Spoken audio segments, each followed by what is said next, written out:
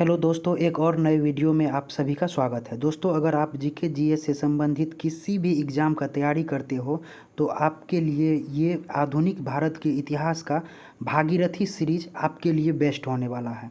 तो चलिए हम लोग स्टार्ट करते हैं। दोस्तों, विदाउट माइक का रिकॉर्डिंग करता हूँ तो थोड़ा सा वॉइस आगे पीछे होगा, उसके लिए आप सभी से मैं क्षमा चाहता हूँ। तो चलिए हम लोग शुरू करते हैं। पहला क्वेश्चन है, समुद्री मार्ग द्वारा भारत आने वाला पहला यूरोपीय पुर्तगाली कौन थे? तो ऑप्शन ए वास्को डिगामा 17 मई 1498 ईस्वी को 90 दिनों की समुद्री यात्रा करने के बाद केरल के कालीकट बंदरगाह पे पहुंचा और उसका स्वागत केरल के राजा जमोरिन ने किया था।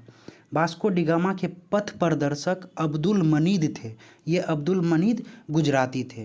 दोस्तों, वास्को डिगामा दूसरी बार 1502 ईस्वी को भारत आया था। इसको भी आप ध्यान रखिएगा, ये महत्वपूर्ण है।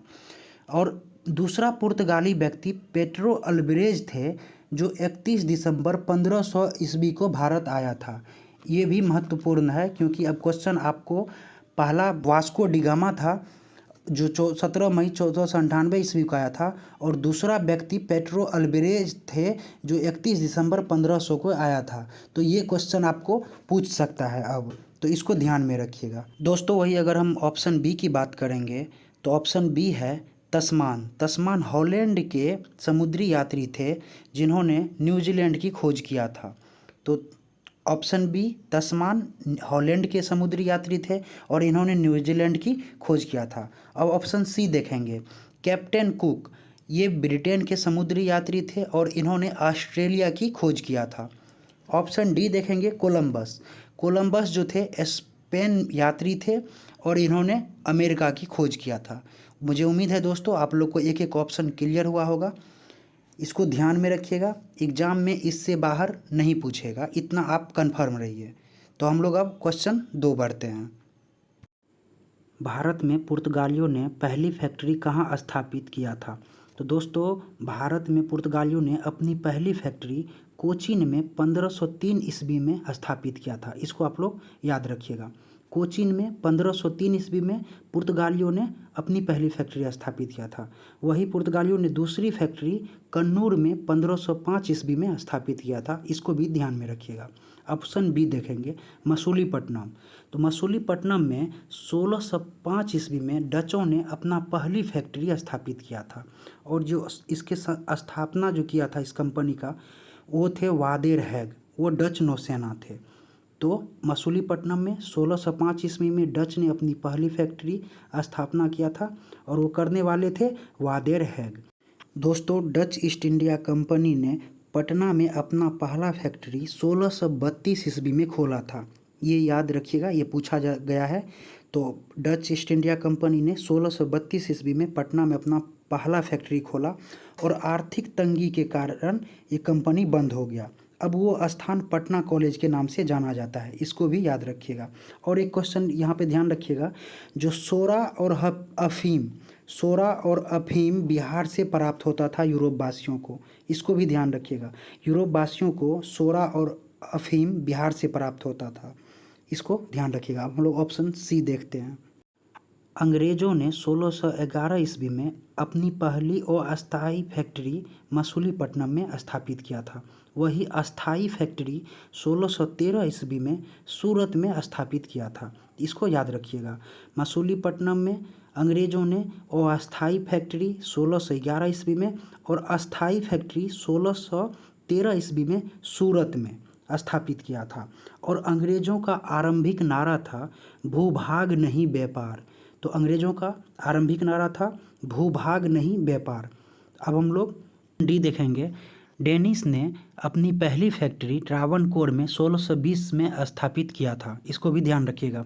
और ऑप्शन ई है, सूरत में 1668 ईस्वी में फ्रांसीसी ने अपनी पहली फैक्ट्री स्थापित किया था। तो ये था भारत में विदेशी कंपनियों का आगमन। तो मुझे उम्मीद है जो आप लोग को एक एक ऑप्शन क्लियर हो गया होगा। अब हम लोग क्वेश्चन नंबर 3 देखते हैं। अकबर के दरबार में आने वाला पहला अंग्रेज कौन था? तो दोस्तों, अकबर के दरबार में आने वाला पहला अंग्रेज ऑप्शन ए राल्फ फिच था। इसको याद रखिएगा, पूछा गया है ये क्वेश्चन। तो अकबर के दरबार में आने वाला पहला अंग्रेज रॉल्फ फिच था। वही ऑप्शन बी की बात करेंगे तो हॉकिंस जो थे ये जेम्स प्रथम का राजदूत बनकर जहांगीर के दरबार में आया था। तो हॉकिंस जहांगीर के दरबार में आया था और हॉकिंस को ही जहांगीर ने इंग्लिश खां की उपाधि दिया था, इसको याद रखिएगा। अब हम लोग ऑप्शन सी देखेंगे, थॉमस एस्टीफन्स भारत आने वाला पहला अंग्रेज था। तो इसको भी आप लोग ध्यान में रखिएगा। ऑप्शन 4 देखेंगे, सर जॉन चाइल्ड। दोस्तों ऑप्शन 4 जो है सर जॉन चाइल्ड, ये अंग्रेज गवर्नर थे जिसको औरंगजेब ने भारत से निष्कासित कर दिया था। क्यों निष्कासित किया था? क्योंकि मक्का जाने वाले हज यात्री को बंदी बना लिया था। तो ये क्वेश्चन पूछा गया है, जो औरंगजेब द्वारा अंग्रेज गवर्नर को निष्कासित किया गया था वो कौन था? तो सर जॉन चाइल्ड, इसको ध्यान रखिएगा। हम लोग अब आगे बढ़ते हैं क्वेश्चन नंबर 4। अगला क्वेश्चन है, भारत में पुर्तगाली उपनिवेश का प्रथम गवर्नर कौन थे? दोस्तों भारत में पुर्तगाली उपनिवेश का प्रथम गवर्नर अल्मीडा थे। ऑप्शन बी सही आंसर है। अल्मीडा 1505 ईस्वी में गवर्नर बनकर भारत आया और इन्होंने ही शांत जल की नीति या ब्लू वाटर पॉलिसी लागू किया था। ध्यान रखिएगा, जो अल्मीडा ने ही शांत जल की नीति और ब्लू वाटर पॉलिसी लागू किया था। क्यों लागू किया था? हिंद महासागर में व्यापार को नियंत्रण करने के लिए। बहुत ही महत्वपूर्ण है, इसको ध्यान रखिएगा। दोस्तों अल्मीडा का जो कार्यकाल था वो 1505 से 1509 था, इसको भी ध्यान रखिएगा।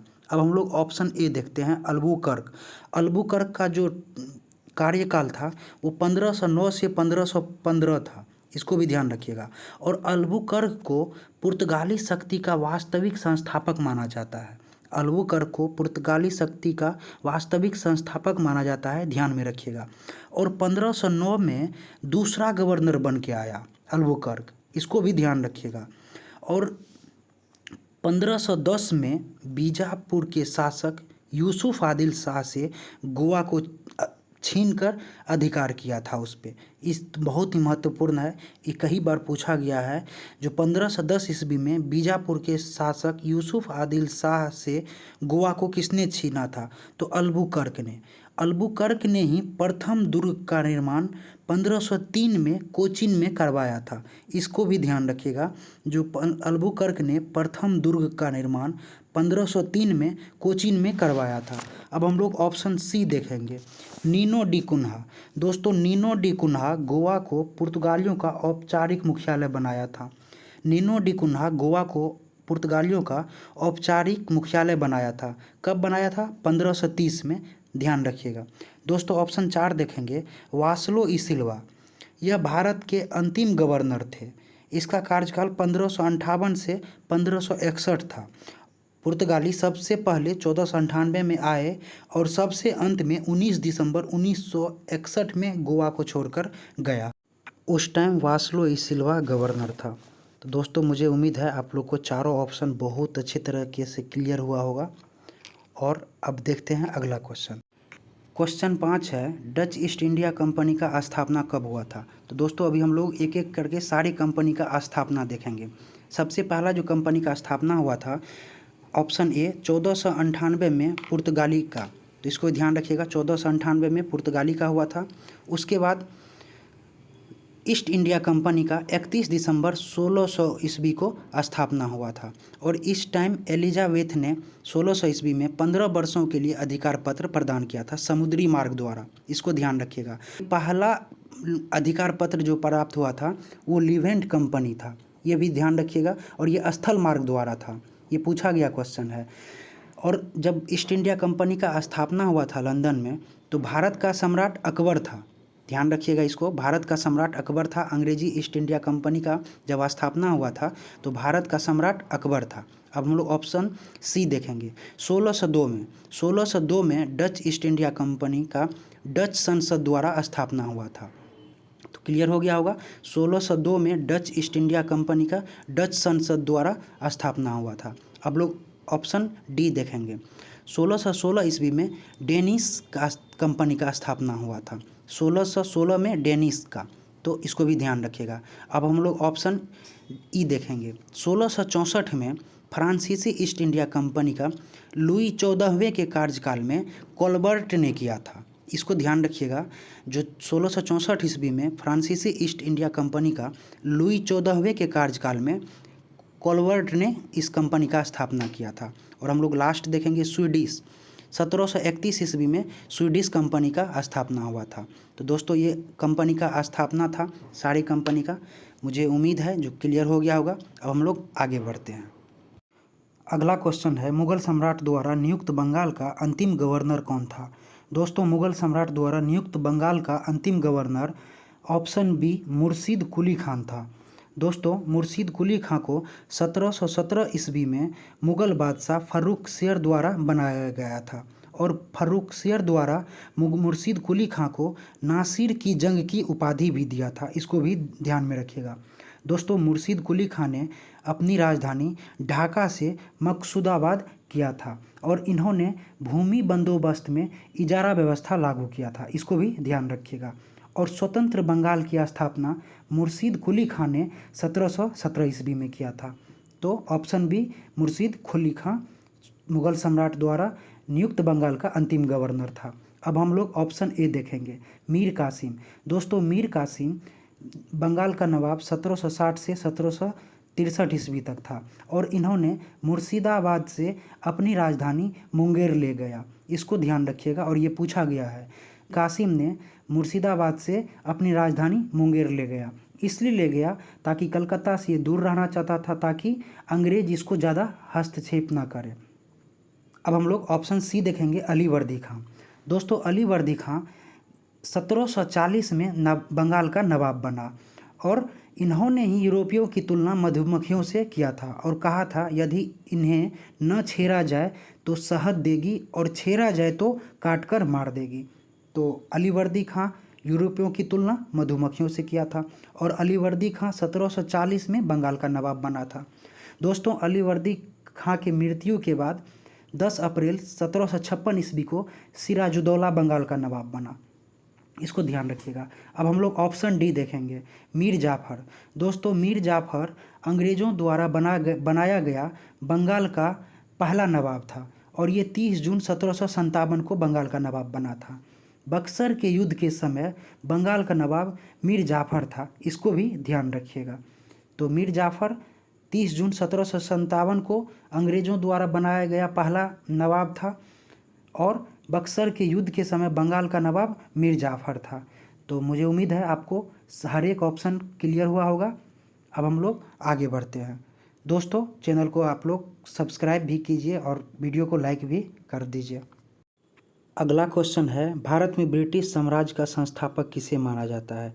तो दोस्तों भारत में ब्रिटिश साम्राज्य का संस्थापक ऑप्शन ए रॉबर्ट क्लाइव को माना जाता है। तो ब्रिटिश साम्राज्य का भारत में संस्थापक रॉबर्ट क्लाइव को माना जाता है। दोस्तों 23 जून 1757 ईस्वी को प्लासी का युद्ध अंग्रेज़ों और बंगाल के नवाब सिराजुद्दौला के बीच हुआ था। प्लासी का युद्ध 23 जून 1757 को अंग्रेज़ों और बंगाल के नवाब सिराजुद्दौला के बीच हुआ था। अंग्रेजी सेना का जो नेतृत्व किया था वो रॉबर्ट क्लाइव थे और बंगाल के नवाब सिराजुद्दौला का जो सेना का नेतृत्व किया था वो मीर जाफ़र थे। दोस्तों मीर जाफ़र ने ही सिराजुद्दौला के साथ विश्वासघात किया और अंग्रेजी सेना के साथ दे दिया। इसके चलते सिराजुद्दौला की हार हो गई। दोस्तों ये प्लासी बंगाल में नादिया जिले में है और ये भागीरथी नदी पे युद्ध हुआ था। इसको भी ध्यान में रखिएगा। दोस्तों बंगाल में द्वैध शासन की स्थापना रॉबर्ट क्लाइव ने ही किया था। बंगाल में द्वैध शासन की स्थापना रॉबर्ट क्लाइव ने किया था और जब प्लासी का युद्ध हो रहा था उस टाइम मुग़ल बादशाह आलमगीर द्वितीय थे। इसको भी ध्यान रखिएगा, बहुत महत्वपूर्ण है। जो प्लासी के युद्ध के समय मुग़ल बादशाह आलमगीर द्वितीय थे। दोस्तों भारत में जो है प्रथम निर्णायक सैन्य सफलता इस युद्ध को, प्लासी के युद्ध को माना जाता है। तो इसको ध्यान रखिएगा। अब हम लोग ऑप्शन बी देखेंगे, हेक्टर मुनरो। 22 अक्टूबर 1764 को ईस्ट इंडिया कंपनी और बंगाल के नवाब मीर कासिम, अवध के नवाब शुजाउद्दौला, मुग़ल बादशाह शाह आलम द्वितीय के बीच बक्सर का युद्ध हुआ था दोस्तों 22 अक्टूबर 1764 को बक्सर का युद्ध हुआ था। किसके बीच हुआ था? ईस्ट इंडिया कंपनी और बंगाल के नवाब मीर कासिम, अवध के नवाब शुजाउद्दौला, मुगल बादशाह शाह आलम द्वितीय के बीच। दोस्तों इसमें अंग्रेजी सेना की जीत हुई थी और अंग्रेजी सेना का जो नेतृत्व कर रहे थे वो हेक्टर मुनरो थे। और इसी युद्ध के बाद अंग्रेजों का भारत में वास्तविक सत्ता स्थापित हो गई और बक्सर की लड़ाई सर्वाधिक निर्णायक लड़ाई रहा। तो दोस्तों हेक्टर मुनरो बक्सर के युद्ध के समय अंग्रेजों के सेना का नेतृत्व कर रहे थे। अब हम लोग ऑप्शन सी देखेंगे, सर आयरकुट। दोस्तों सर आयरकुट के बारे में हम लोग देखते हैं। वांडीवास का युद्ध 22 जनवरी 1760 ईस्वी को अंग्रेजों और फ्रांसीसियों के बीच हुआ था। अंग्रेजों की तरफ से जो सेना का नेतृत्व कर रहा था वो सर आयरकुट थे और फ्रांसीसियों की सेना का जो नेतृत्व किया था वो काउंट डी लाली ने किया था। इसी युद्ध के बाद फ्रांसीसियों का अस्तित्व खत्म हो गया और इस युद्ध में अंग्रेजों की विजय हुई थी। अब दोस्तों हम लोग ऑप्शन डी देखेंगे, विलियम पिट। दोस्तों विलियम पिट ने रॉबर्ट क्लाइव को स्वर्ग से उत्पन्न सेना नायक कहा था। इसको ध्यान रखिएगा, जो विलियम पिट ने रॉबर्ट क्लाइव को स्वर्ग से उत्पन्न सेना नायक कहा था। दोस्तों किसी भी एग्ज़ाम में इससे बाहर नहीं पूछेगा। 1 से 2 बार आप इस वीडियो को देख लो और आप जिस चीज़ का तैयारी करते हो, Bihar police, SSC, Bihar SSC, BPSC, BSSC, JPSC, UPPSC, UPSC, किसी में भी इससे बाहर नहीं पूछेगा। तो चलिए अब हम लोग आगे देखते हैं। अगला क्वेश्चन है, बिहार, बंगाल तथा उड़ीसा को दीवान किसने प्रदान किया था? तो दोस्तों बंगाल, बिहार तथा उड़ीसा को शाह आलम द्वितीय ने 12 अगस्त 1765 को ये दीवान प्रदान किया था। उस टाइम गवर्नर रॉबर्ट क्लाइव थे, इसको ध्यान रखिएगा। ऑप्शन बी देखेंगे, मोहम्मद रजा खान। मोहम्मद रजा खान को मुर्शिदाबाद का उपदीवान रॉबर्ट क्लाइव ने नियुक्त किया था। तो मोहम्मद रजा खान को मुर्शिदाबाद का उपदीवान रॉबर्ट क्लाइव ने नियुक्त किया था। अब ऑप्शन सी देखेंगे, सिताब राय बिहार का उपदीवान बनाया गया था। ध्यान रखिएगा, सिताब राय को बिहार का उपदीवान ब्रिटिश बनाया था। अब ऑप्शन डी देखेंगे, तीरथ सिंह खासी जनजाति के नेता थे। और दोस्तों ईस्ट इंडिया के संपर्क में सबसे पहले जो जनजाति आई थी वो खासी जनजाति थी। इसको भी आप लोग याद रखिएगा। अब आगे बढ़ते हैं। दोस्तों आधुनिक भारत का इतिहास से यूरोपियों का भारत आगमन और ईस्ट इंडिया कंपनी, बंगाल का नवाब से संबंधित सारे प्रश्न हम लोग देख लिए। ये आधुनिक भारत के इतिहास का भागीरथी सीरीज का फर्स्ट पार्ट है। इसको आप लोग देखिए और उसके बाद जाइए क्वेश्चन सेट प्रैक्टिस में लगाइए, एक भी क्वेश्चन नहीं छूटेगा। दोस्तों वीडियो को लाइक कीजिए, शेयर कीजिए और वीडियो को यहीं पे समाप्त करते हैं। आप सभी का बहुत बहुत धन्यवाद।